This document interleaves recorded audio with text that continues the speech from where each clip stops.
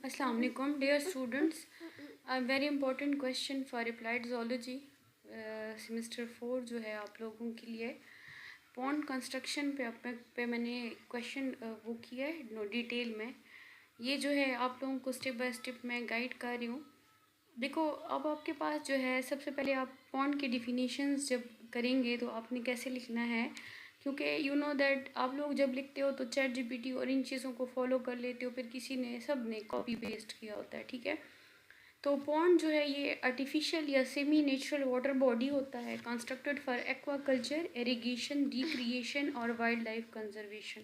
ये इसकी proper definition है कि हम ये आर्टिफिशियल या तो बनाते हैं या सेमी नेचुरल वाटर बॉडी होती है। नहीं, कुछ कुछ आर्टिफिशियल होता है, कुछ इसके अंदर नेचुरल सिस्टम इन्वॉल्व होता है। और इसका मेन पर्पस क्या होता है? एक्वाकल्चर के लिए, इरिगेशन के लिए, रिक्रिएशन के लिए और वाइल्ड लाइफ कंजर्वेशन के लिए। ना what do mean by wild life conservation? बहुत सारी चीज़ें ऐसी होती है जिसको हमने प्रोटेक्ट करना होता है।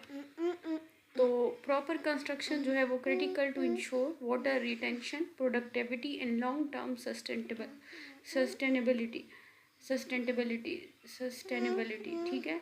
अब आपके पास क्या होता है कि प्रॉपर कंस्ट्रक्शन वेरी क्रिटिकल है, मतलब बहुत ज़रूरी है जो हम, क्योंकि इसमें हम प्रॉपर वाटर को रिटेन कर सके और इनका प्रोडक्टिव लेवल जो है वो भी ज़्यादा हो और ये लॉन्ग टर्म तक सस्टेन रहे। Pond use in aquaculture must support adequate oxygen level, biological productivity and fish stock management।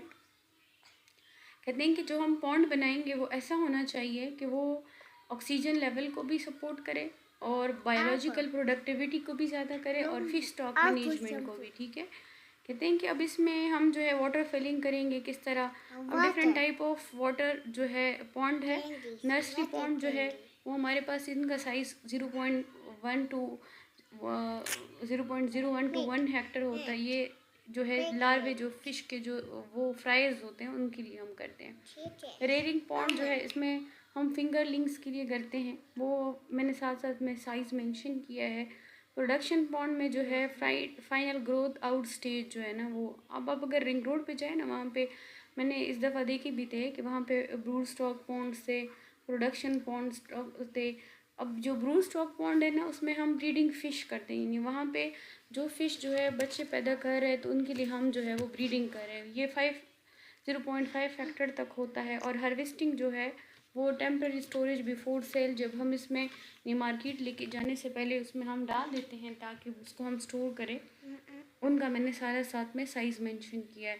अब स्टेप 1 है, हम सबसे पहले साइट सिलेक्शन, मैंने आपको ये लेक्चर के फॉर्म में दिया भी था ना। अगेन जो है ये जो है मोस्ट इम्पॉर्टेंट स्टेप है कि हम जब इसमें करें कि वाटर लॉस भी ना हो, पुअर प्रोडक्टिविटी भी ना हो, तो सबसे पहले टोपोग्राफी जो है, ये टोपोग्राफी का मतलब है कि आप इसके लैंड देके, इसका सॉइल देके, वाटर देके, तो इसको टोपोग्राफी में हम जेंटली स्लोपिंग लैंड चेक करेंगे ना कि थोड़ा सा स्लोपी हो तो it will be a very good. Flat जो है वो उसमें बहुत अर्थ वर्क चाहिए होता है। स्टीप स्लोप जो है वो एरोजन जो है और इनकी रिटेंशन डिफ़िकल्ट होती है, तो इस वजह से हमें स्लोपी लैंड चाहिए। फिर इसके बाद सॉइल टाइप जो है वो लोम सॉइल होना चाहिए, क्ले और क्ले लोम सॉइल। इसके अलावा जो 30% क्ले कंटेंट जो है इसमें बेस्ट होता चाहिए, क्योंकि 30% क्ले होगा तो वाटर रिटेंशन ज़्यादा होगी, परकुलेशन वो होगा। और सैंडी सॉइल जो है उसके लिए लाइनिंग चाहिए होती है तो अच्छा नहीं होता। वाटर सप्लाई जो है वो हमें कोशिश करनी चाहिए कि फ़्रेश वाटर से हम सप्लाई करें। रिवर हो गया, स्ट्रीम, ग्राउंड वाटर या rainfall, maximum 15 centimetre water depth must be maintainable. Water quality का जो पीएच होता है वो 6.5 टू 8.5 होना चाहिए। और डिज़ोल्व ऑक्सीजन जो है वो 5 mgl, low turbidity, free of toxic chemical and industrial influence. फिर लैंड ऑनरशिप जो है वो लीगल क्लियरेंस होनी चाहिए, नहीं कि आपने पॉन्ड बनाया फिर बाद में जो है पता चला कि ये किसी और का है, तो सबसे पहले आपको लीगल इसके लिए चाहिए। फिर क्लाइमेट टेम्परेचर जो है वो अच्छा होना चाहिए, ये नहीं कि बहुत ज़्यादा बारिश है वहाँ हो रही हो कि फ्लड का हो या बहुत गर्मी हो, तो आपने क्लाइमेट को भी जहन में बहुत ज़्यादा रखना है। फिर पॉन्ड डिज़ाइन और लेआउट जो है आफ्टर साइट अप्रूवल जो है पॉन्ड डायमेंशन, ओरिएंटेशन, शेप को हम डिटरमाइन करते हैं। Proper design, maximum space efficiency और biological productivity. Length wide ratio जो है 3 to 4.1 है, ठीक है। शेप इसका रेक्टेंगुलर होना चाहिए। डेप्थ जो है 1.0 टू 1.5 मीटर होना चाहिए। और ओरिएंटेशन जो है एंड नॉर्थ टू साउथ होना चाहिए। और इसके अलावा फ्री बोर्ड होना चाहिए अबव वाटर लेवल के पे। इसमें वाटर फ्लो जो है रेन के टाइम प्रिवेंट हो ओवरफ्लो। और डाइक स्लोप जो होना चाहिए वो इनर जो है 2.1 और outer 3.1। Stability against erosion in wave action. फिर जो है सर्विंग इन मार्केटिंग जो है बिफोर अर्थ वर्क जो है इससे पहले हमें सर्वे थोड़ा सा इसका चाहिए कि हम इसका डंपी लेवल चेक करें, ऑटो लेवल, रेंजिंग रोड्स के रोड साथ में हैं, मेजरिंग टेप्स हमें चाहिए, रेंजिंग रोड्स होने चाहिए, वुडन पेग्स होने चाहिए, चॉक लाइम पाउडर। फिर इसके बाद जो है हम जब सर्वे करेंगे ना तो हम ग्राउंड लेवल को चेक करेंगे। इसमें लोएस्ट पॉइंट जो है वो चेक करेंगे, हाईएस्ट पॉइंट चेक करेंगे। बाउंड्री हम उसके मार्क करेंगे, mark the outer boundary of the pond dike जो है। इसके अलावा ग्रिड लेआउट जो है इसमें हमारे पास जो है यूनिफॉर्म एग्जीबिशन एम्बैंकमेंट होनी चाहिए। ये नहीं कि एक साइड पे कम हो एक साइड पे ज़्यादा हो।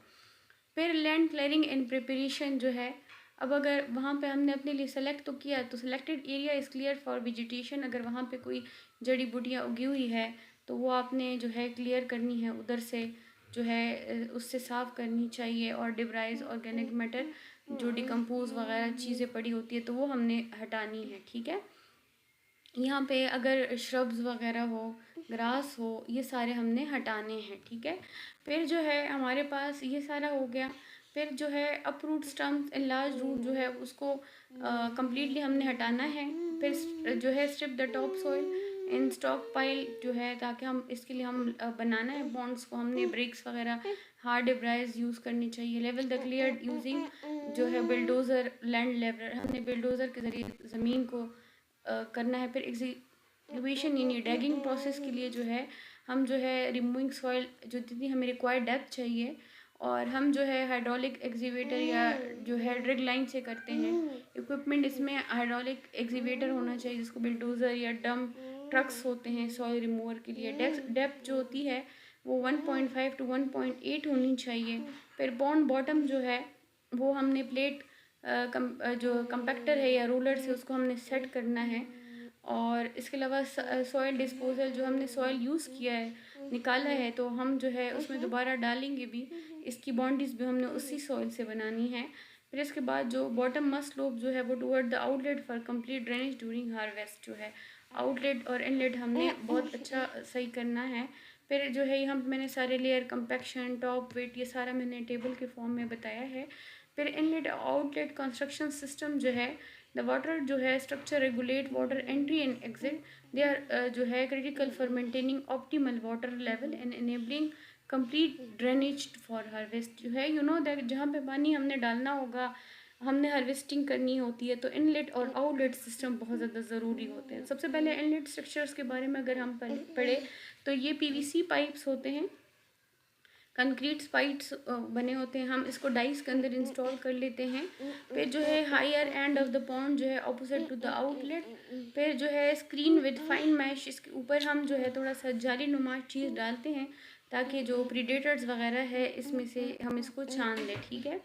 फिर जो है position to discharge water about the surface to aerate the incoming water जो है flow rate must be meet pond time requirement. फिर इसके बाद आउटलेट हमें किस तरह होना चाहिए कि जो मॉन्क वुडन जो है या कंक्रीट बॉक्स ड्रेन होना चाहिए। इसमें एक्वाकल्चर के लिए हम जो करते हैं ताकि हम इससे वो निकाल सके, तो consist of vertical slot for border insertion to control water level and start the lower level of the pond. फिर इसके बाद जो है इनर बोर्ड होता है जो होल्ड करता है वाटर को। और जो है when harvest is needed inner board are removed one by one to drain the pond gradually, ठीक है।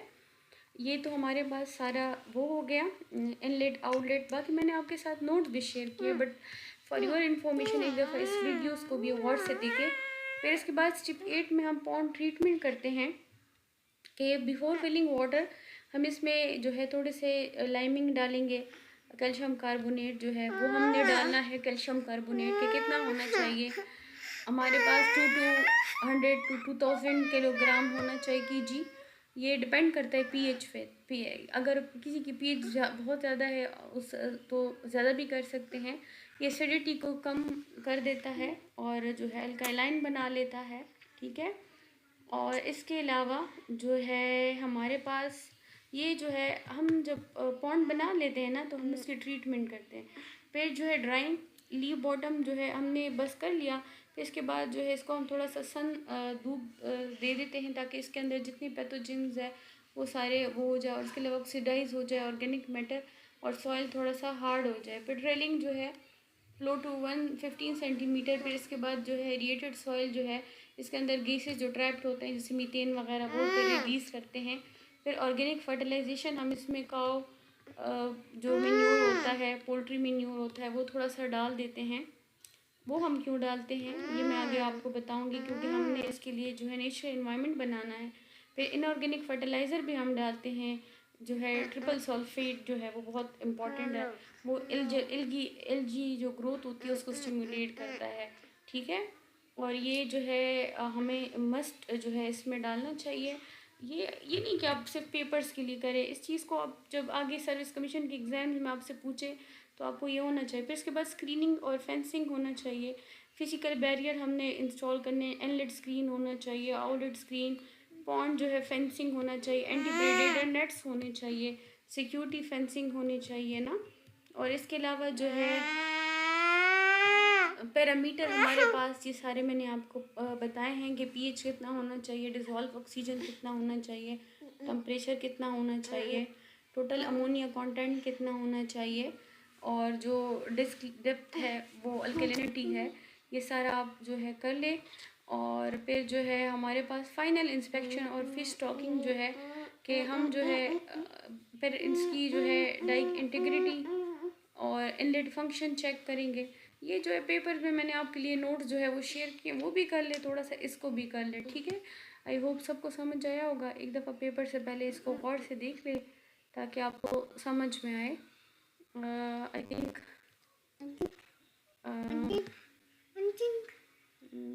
आप लोगों को समझ आया।